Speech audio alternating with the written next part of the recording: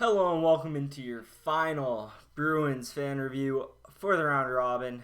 Game 3 of the round robin against the Capitals. The Bruins lose 2-1, third straight L, not a single point in round robin play, and you have every right to be concerned heading into the series against Carolina. Did I mention that we're playing Carolina? Probably the best team you could face out of the teams that won the qualifiers.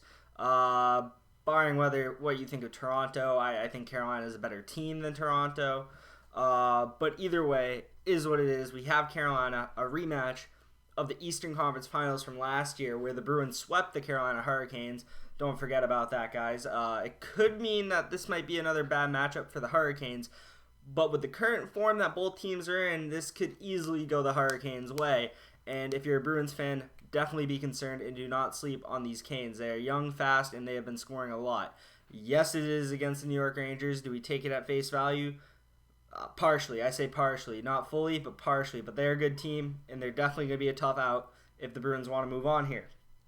Anyway, talking about today's game. I don't think it's a dumpster fire. I see a lot of people on Twitter saying it is. I think I saw some good things. I saw some bad things. And you got to remember that these round robin games are against some of the most talented teams in the league. Philadelphia, who's on a heater right now. Tampa, who probably has the best offensive firepower in the league. And the Capitals, a mainstay in the top half of the Eastern Conference for the last decade and a half. And they won a cup recently, 2-3 years ago. And they're a very solid team. And, I feel like people might be overthinking it. These are good teams the Bruins are playing, and the last two games have been very close games that the Bruins could have squeaked out wins had some things gone their way.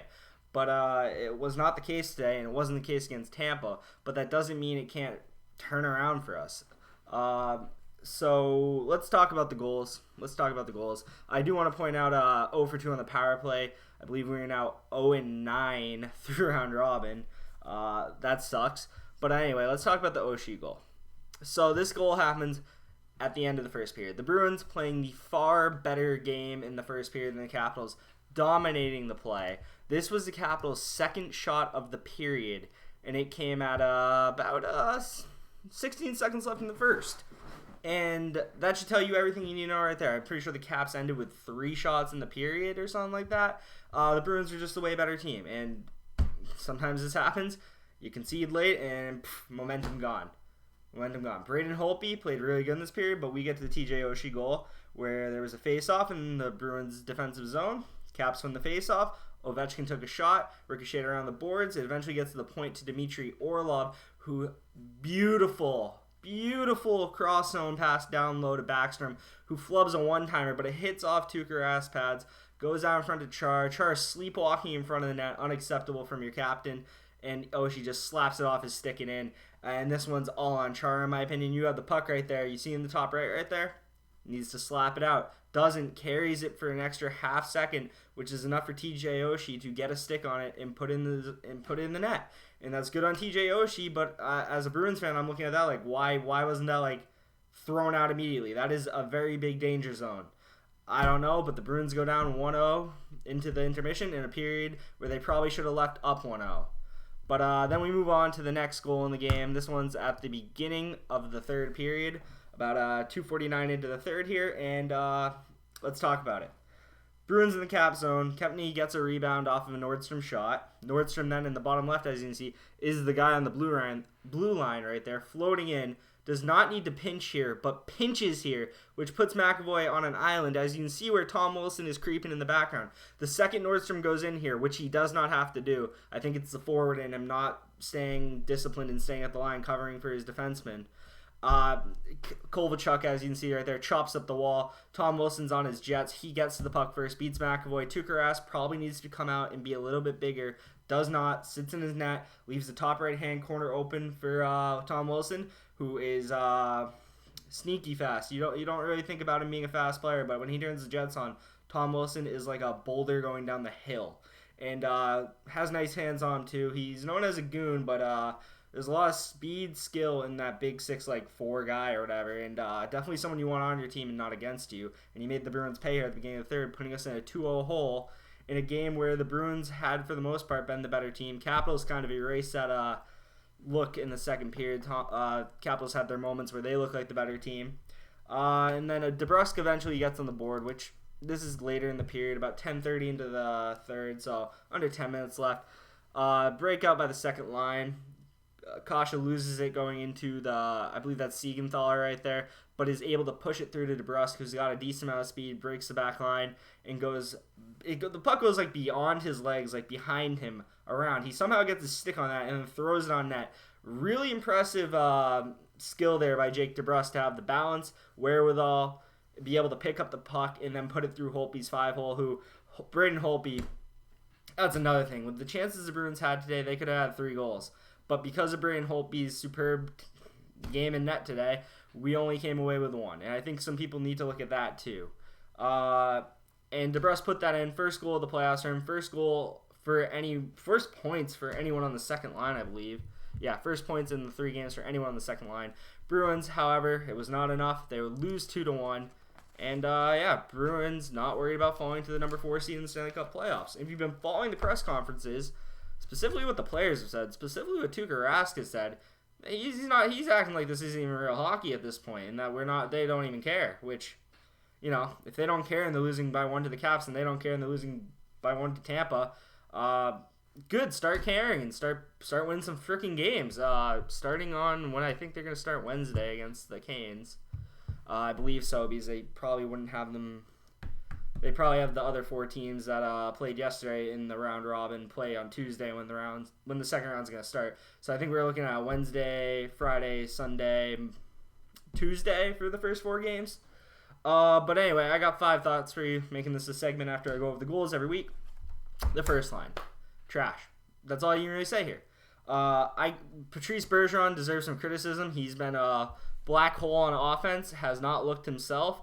Don't know whether that's because he's not trying, but because they all act like they're not trying, which kind of pisses me off a little as a fan. Because I watch these games, I sit down, I expect effort. I'm not sure I've been seeing it. David Pastrnak, on the other hand, today had 2 amazing chances, amazing skill, amazing runs, no goals to show for it, but he was definitely the most dangerous Bruin on the ice tonight, and you like to see that because you're not going to stop David Pastrnak from getting on the score sheet that much longer. 0 goals through 3 games. That man is due, and he looked ready to score today. He's going to force a few.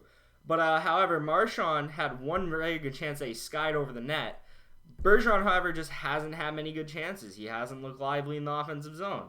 Haven't been able to critique him on anything defensively, but I haven't been able to praise him for anything on offense, which, at the end of the day, you're not hurting us, you're not helping us type of deal. Helping us in the defensive zone. He always does that, though. But from an offensive perspective, he needs to be better, and he's been the poorest for offense of the first line.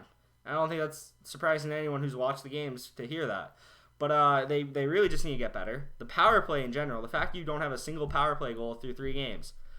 I'm going to be positive, though, and say that will change. You're going to see power play goals. You're going to see multiple against the Canes. That's one reason I'm not as concerned as a lot of fans here.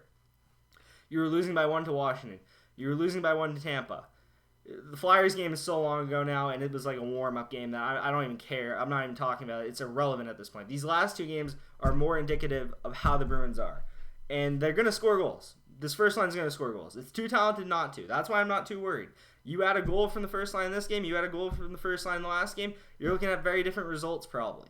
And I think they're going to break through Carolina. Carolina's a good team. I want to show no disrespect to Carolina. They're not going to keep that line off the score sheet for 4 straight games. No way, no how. Once they get 1, I think the floodgates might open. Second thing I want to talk about, the third defensive pair. Now, it is really a rotating door right now, it seems like, between Grizz, Lauzon, and Clifton. The only thing is, Lauzon, I'm pretty sure, he's played 2. Grizz has played 2. And I believe today was Clifton's first game? I believe so. No, today was Lauzon's 3rd game. Lauzon's played all of them, my bad. Lauzon's played all of them. This was Clifton's first game. I think the best pairing for that is the one you rode to the Stanley Cup final last year as your 3rd pair. Grzelcyk and Clifton. It's honestly your most versatile pair. And I heard Bruce Cassidy's post-game press conference saying he says the size. Well, I don't think Jeremy Lauzon's ready yet. That's all I can really say. I think out of the 3 defensemen, he is the worst. And that's not being rude to him. He's still a young defenseman. Defensemen take a while to, progress, become better players. I don't think Lauzon's there yet. I think he might be next year. But right now, your best option is Grzelcyk and Clifton. You saw Clifton. He had a little spark to the Bruins today. Had a very good offensive chance in the first period. He's speedy. He's been in the playoffs. He knows what it takes to win. And I think he's the guy for the job right now. And it should be him and Grzelcyk game 1 against the Carolina Hurricanes. Lauzon just doesn't do it for me yet. Maybe he will next year. Hasn't done it for me yet. Third of the 5 thoughts. Top 6 and top 4 are set. I think today is what you're going to see for the rest of the playoffs, or barring injury or form if someone really drops off. First line, is set. It's Marchand, Pasta, and Bergeron, and they will get it going, I think. Second line, it's got to be Kasha now. I think Kasha's clearly a danger man. He's got the speed. He created some chances today. DeBrusk got on the board. Hopefully that's a little monkey off the back. Don't know how many times I have to say that about DeBrusk when he goes into a slump, though, because he does it so frequently. And Krejci's obviously your second line center. Top 6 set. Top 4 set. Char needs to be a little more reactive. McAvoy, obviously, first pair. And then you got Krug and Carlos, second pair, obvious. So that's good to have the top 6 and top 4 set. There's no more rotating door for Krejci. Hopefully, a little chemistry gets going for that second line, and they can get on the score sheet in more games. Fourth thought, put the round robin behind you. You're acting like it doesn't matter. Doesn't matter then. You go into the first game against the Hurricanes with a different intensity. You are a better team than the Hurricanes. Look at what you did during the regular season. You just need to find that form, because if you don't, the Hurricanes will beat you. They are good enough. But if you find your form, you are a better team and should win. So put the round robin behind you and go into the playoffs, the actual playoffs, with the fire intensity you had all regular season, because you're a way better team than you've shown through these 3 games. The 5th, Carolina. What you guys think? I thought this was the toughest matchup they could have got. Thought the Carolina Hurricanes were the best team in the qualifiers in the East before anyone else got eliminated. I was like, man, they're the 5th best team in the conference. No question. Maybe even better than the Capitals. I mean, right now they look like they're better than us. Right now they look like they're better than most teams in the East, except for, like, Philadelphia. So, really, this is a very tough matchup coming up. I really think in peak form, though, the Bruins are better than them. But Carolina definitely can beat us. That first line of Teravainen, Aho, and Svechnikov, top 5 line in the league. Probably. So I want to know what your thoughts are in the comments. That's my thought. My thought is I want to know your thoughts. Because my thought is we can beat them, but not unless we find form. I had to put Pasternak's GIF in the top right. I couldn't give credit because I didn't really see where it came from. Couldn't really find it. But I found the GIF. I like the GIF. And I want to show you guys that 48-goal scorer is going to score some goals in the playoffs. Believe me. He's going to score some goals in the playoffs. And I'm going to make a more in-depth preview of the Carolina Bruins series tomorrow. I just didn't have time today because I have work tonight. But let me know what your thoughts are heading into the playoffs. I know a lot of people are pretty down on the Bruins, and understandably so. Me, on the other hand, I've seen these last 2 games. I think they're a sleeping giant. 0 for 9 on the power play, that's not going to continue. Carolina's good, though. That's all I really have for you today. Weird vibe for the video, because I'm kind of torn on how I think the Bruins are, but I really think that they're a sleeping giant right now. Hopefully they wake up. That's all I have for you today. Thanks for watching. Subscribe, and I'll see you in the next video. Peace.